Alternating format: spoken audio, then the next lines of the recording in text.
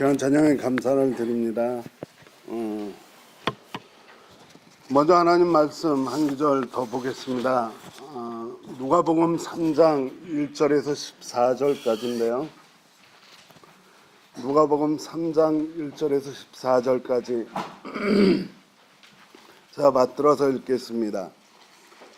디베랴 황제가 왕위에 오른 지 15대 곧 본디오 빌라도가 총독으로 유대를 통치하고 헤롯이 분봉왕으로 갈릴리를 다스리고 그의 동생 빌립이 분봉왕으로 이두레와 드리고니 지방을 다스리고 루사니아가 분봉왕으로 에벨레네를 다스리고 안나스와 가야바가 대제사장으로 있을 때 하나님 말씀이 광야에 있는 사가랴의 아들 요한에게 내렸다. 요한은 요단강 주변 온 지역을 찾아가서 죄사함을 받게 하는 회개의 세례를 선포하였다. 그것은 이사야의 예언서에 적혀있는 대로였다. 광야에서 외치는 이의 소리가 있다. 너희는 주님의 길을 예비하고 그 길을 곧게 하여라. 모든 골짜기는 메우고 모든 산과 언덕은 평평하게 하고 굽은 것은 곧게 하고 험한 길은 평탄하게 해야 할 것이니 모든 사람이 하나님의 구원을 보게 될 것이다. 요한은 자기에게 세례를 받으러 나오는 무리에게 말하였다. 독사의 자식들아, 누가 너희에게 닥쳐올 진노를 피하라고 알려주더냐. 회개에 알맞는 열매를 맺어라. 너희는 속으로 아브라함은 우리의 조상이다 하고 말하지 말아라. 내가 너희에게 말한다. 하나님께서는 이 돌들로도 아브라함의 자손을 만들 수 있다. 둑기를 이미 나무 뿌리에 갖다 놓으셨다. 그러므로 좋은 열매를 맺지 않는 나무는 다 찍어서 불 속에 던지신다. 무리가 요한에게 물었다. 그러면 우리는 무엇을 해야 합니까? 요한이 그들에게 대답하였다. 속옷을 2벌 가진 사람은 없는 사람에게 나누어 주고 먹을 것을 가진 사람도 그렇게 하여라. 세리들도 세례를 받으러 와서 그에게 물었다. 선생님, 우리는 무엇을 해야 하겠습니까? 요한은 그들에게 대답하였다. 너에게 정해준 것보다 더 받지 말아라. 또 군인들도 그에게 물었다. 그러면 우리들은 무엇을 해야 하겠습니까? 요한이 그들에게 대답하였다. 아무에게도 협박하여 억지로 빼앗거나 거짓 고소를 하여 빼앗거나 속여서 빼앗지 말고 너희의 봉급으로 만족하게 여겨라. 아멘.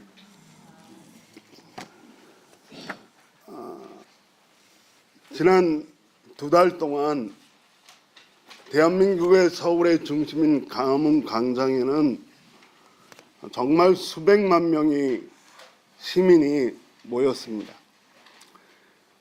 시민들은 박근혜 정권의 퇴진을 통한 무너져버린 민주주의의 회복을 요구했습니다. 수백만 명의 시민은 그 광화문 광장에서 1km밖에 떨어지지 않은 청와대 앞으로 가서 행진해서 그 시민의 요구를 전달하려고 했습니다. 그것은 허락되지 않았습니다. 경찰은 경찰의 차벽으로 그 길을 막아버렸습니다. 있었던 길이 없어진 것입니다. 지난 4월 세월호 참사 2주기를 맞이해서 청와대로 가려고 했던 세월호 참사 유가족들도 이 길에 막혀 있었습니다. 그들은 청와대로 가려고 길을 열어달라고 했지만 그 길을 열어주지 않았습니다. 그들은 막힌 그 길에서 경찰 차벽 앞에서 통곡했습니다. 그러나 지난 한 달 동안 대한민국의 중심이었던 광화문에 다시 모인 수백만 명의 시민은 박근혜 대통령의 즉각 퇴진을 요구하면서 정말 평화롭고 정말 질서 있게 어떤 나라도 민족도 보여주지 않은 수준 높은 시민의식을 보여주었습니다. 결국 법원은 경찰의 차벽으로 막혀졌던 길을 열어주었습니다. 청와대 바로 코앞 100m 앞까지 시민들은 행진할 수 있도록 길을 열어준 것입니다. 막혔던 길이 열리자 세월호 참사 유가족들은 상징적으로 416개의 횃불을 들고 청와대 앞 100m 앞까지 행진했습니다. 그리고 이번에는 통곡의 눈물이 아니라 감격의 눈물을 흘렸습니다. 이 열려진 새로운 길, 이 길로 우리가 사랑하는 대한민국의 민주주의가 회복되길 주님의 이름으로 간절히 소망합니다. 대한민국 국회는 박근혜 대통령의 탄핵을 가결했습니다. 우리가 그것을 보면서 한 번 열려진 새로운 길이 또 새로운 길을 열어놓은 것이다 라고 생각합니다. 지속적으로 막혔던 길이 열려지고 길이 없었던 곳에 새로운 길이 열려지길 기도합니다. 신앙을 생각합니다. 신앙은 바로 이렇게 막혔던 길을 열어서 새로운 길을 만드는 것이 신앙입니다. 길이 없었던 곳에 새로운 길을 만드는 것이 신앙입니다. 이스라엘에는 400년 동안 하나님의 말씀이 임하지 않은 적이 있습니다. 400년 동안. 400년 동안 하나님과 인간 사이에 길이 없었습니다. 이것을 이사야 선지자는 이사야서 59장에서 이렇게 이야기합니다. 주님의 손이 짧아서 구원하지 못한 것도 아니고 주님의 귀가 어두워서 듣지 못한 것도 아니다. 오직 너희 죄악이 너희와 너희 하나님 사이를 갈라놓았고 너희의 말을 듣지 아니하실 뿐이다. 갈라진 하나님과 인간 사이에는 길이 없었습니다.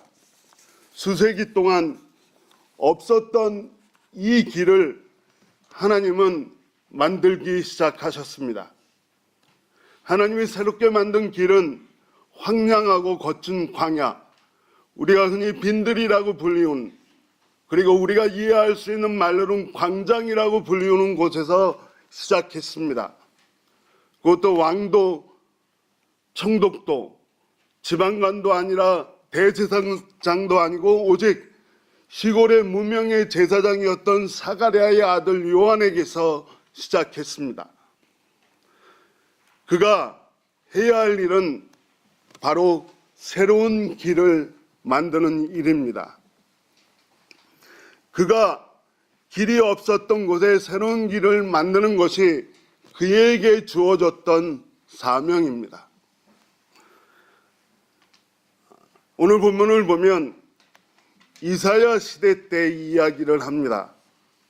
하나님은 그 이사야 시대 때 광야라고 하는 곳, 우리가 쉽게 이해할 수 있는 사막이라고 하는 곳에 대로 큰 길을 놓으신 적이 있습니다.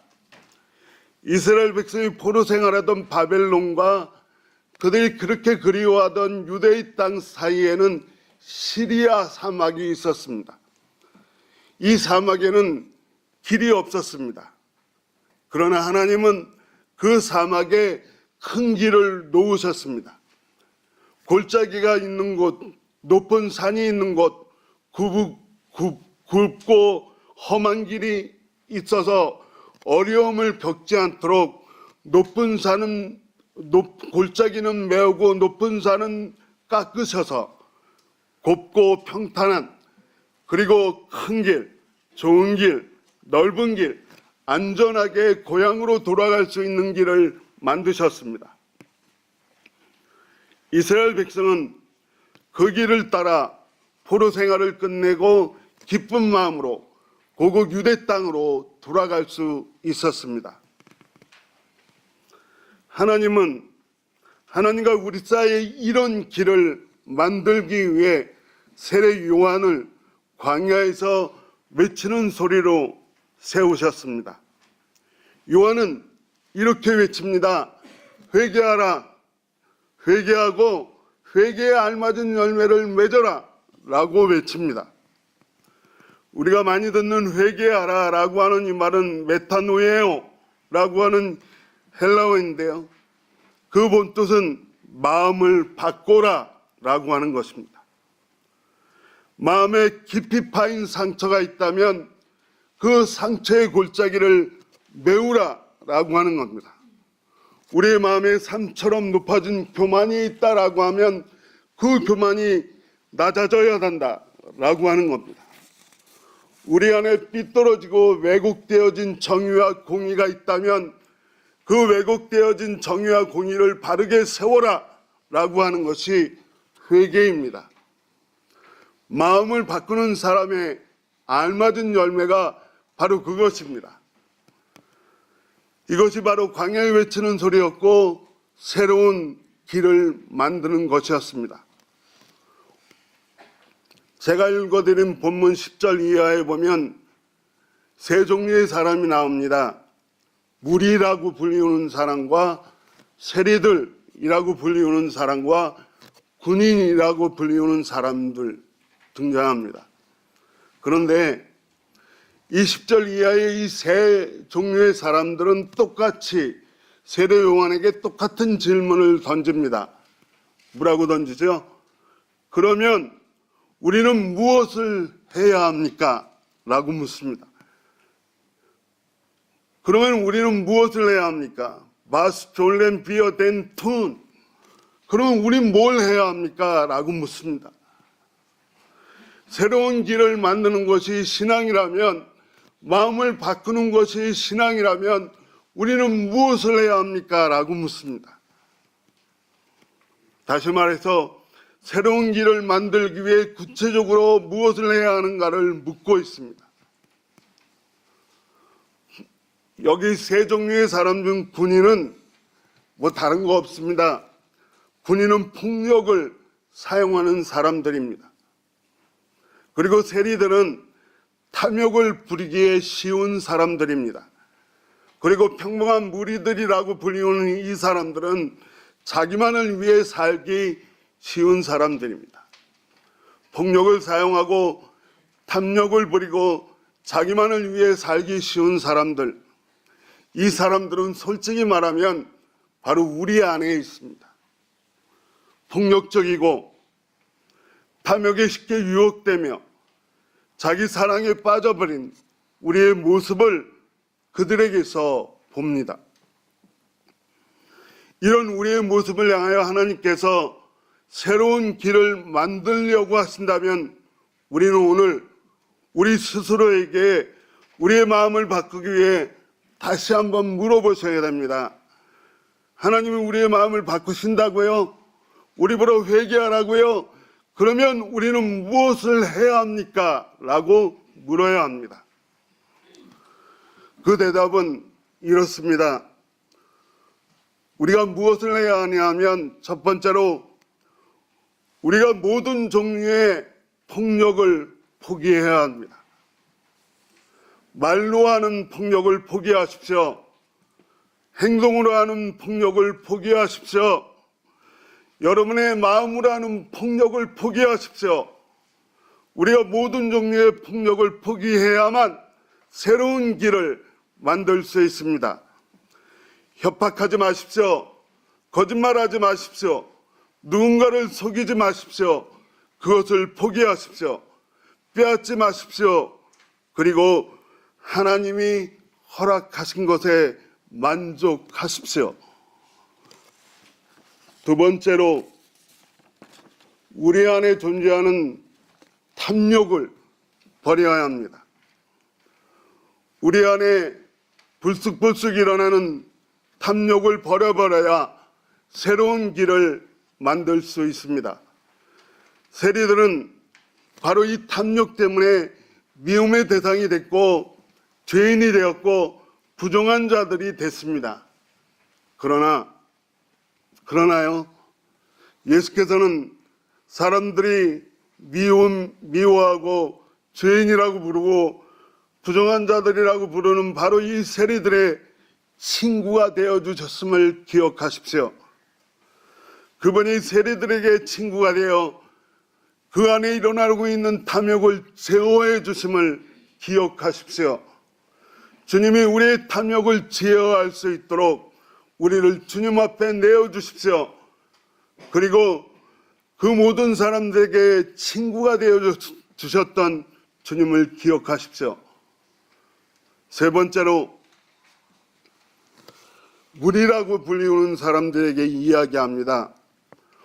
너희가 속옷 두 벌을 가진 사람이라면, 속옷 두 벌을 가진 사람, 어떤 사람일까요?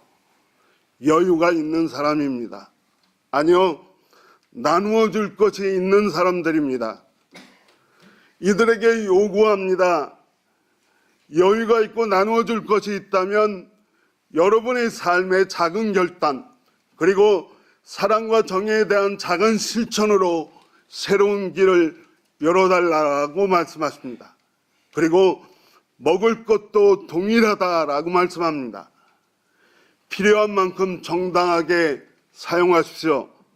그리고 필요한 만큼 정당하게 사용하고 나서 우리에게 혹시라도 남는 것이 있다면 여러분의 이웃을 위해 사용하십시오. 그러면 하나님이 우리에게 허락하신 것들은 우리가 생각하는 그 가치보다 더 귀하고 큰 가치를 갖게 될 것입니다. 우리가 꽁꽁 가지고 있으면 별로 가치로운 것이 아니지만 우리에게 나머진 것을 나누고 섬기면 그것은 정말 가치로운 것이 될 것입니다. 요약하면 우리가 살아가는 모든 삶의 정황 속에서 폭력과 탐욕을 포기하고 우리의 작은 사랑의 실천을 통해 주께서 우리에게 주시는 진정한 사랑을 실천할 때 우리에겐 주님이 예비하신 새로운 길, 그 길이 열려지고 우리는 오늘 우리의 마음을 바꿔라 라고 말씀하시는 회개에 합당한 열매를 맺을 수 있습니다.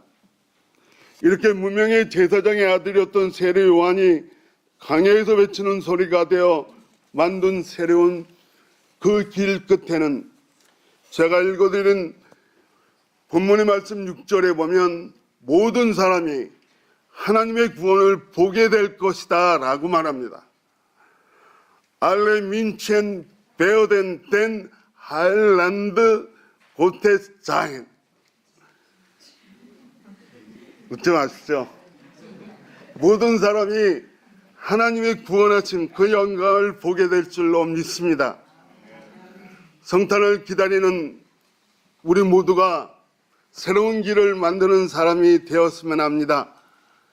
대한민국 광화문 광장에 모여있는 촛불들이 그들 모두가 생면부지에 처음 보는 사람들이지만 모두가 친구가 되었던 것처럼, 그래도 평화 질서를 지켜서 새로운 길을 열어놓은 것처럼 이제 막힌 길에서, 없는 길에서 통곡하고 있는 사람들, 그들과 함께 새로운 길을 예비하고 새로운 길을 만들어 구원하시는 하나님의 영광을 보게 하는 기쁨의 눈물을 함께 흘리는 저와 여러분이 되시길 주님의 이름으로 간절히 축원을 드립니다.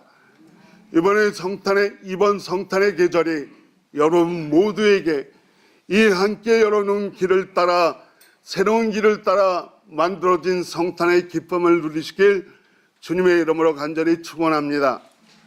말씀을 마치면서 사도 바울이 사랑하는 아들이었던 디모데에게 전하는 말씀을 읽고 말씀을 마치려고 합니다.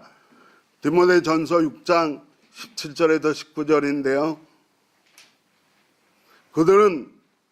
그대는 이 세상의 부자들에게 명령하여 교만해지지 말고 덧없는 재물에 소망을 두지 말고 오직 우리에게 모든 것을 풍성히 주셔서 즐기게 하시는 하나님께 소망을 두라고 하십시오.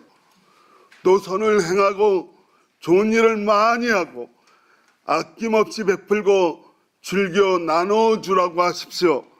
그렇게 하면 앞날을 위해 든든한 기초를 스스로 쌓아서 참된 생명을 얻으라고 하십시오. 아멘.